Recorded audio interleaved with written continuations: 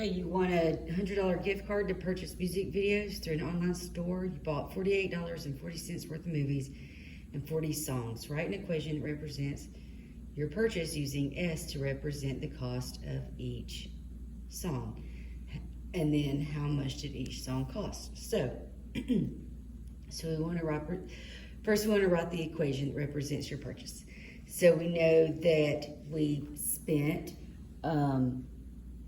$48.40, and we also bought 40 songs, right?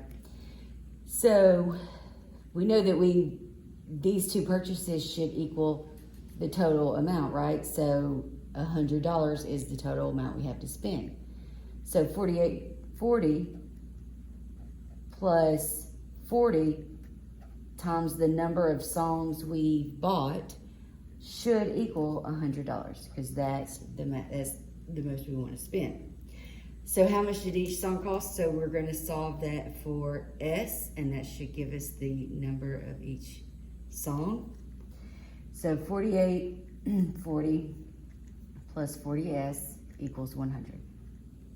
So we want to solve this for S. We want to get rid of everything it's not attached to our variable first. Since we have a positive 48.40 here, we're going to subtract 48.40 from both sides. And when we do, we get 40 times S equals to 100 minus 48.40 is 51.60. So then to solve that for S, since we're multiplying, we're going to divide both sides by 40. 40 over 40 is 1, so we can cross those out. And so S is $1.29 when you divide those. So each song should cost $1.29. All right, so let's look at this one.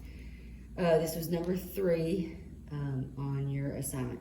It's almost time for prom. You want to book a limo and you're trying to figure out how much it will cost. The limo company charges a flat rate of $200 plus $350 for each hour of use. Write an equation that best represents the total cost Y of renting a limo for X hours. So we want our total cost, we want to use Y for that variable. We want to know for the number of hours that we don't know, we want to use X. So the total cost is Y, right? So that's going to equal what we are spending. So a flat rate of $200, so we automatically know that we're going to be charged $200 plus $350 for each hour. So $200, we are automatically being charged. So plus $350 for each hour. So plus $350, we want to use X for hours. So $350 times X. If we knew how many hours there were, then we would be able to figure out the total cost.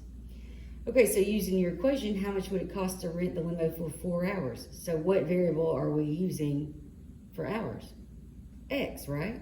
So if we substitute 4 in, then we can figure that out. So Y is equal to 200 plus 350 times 4.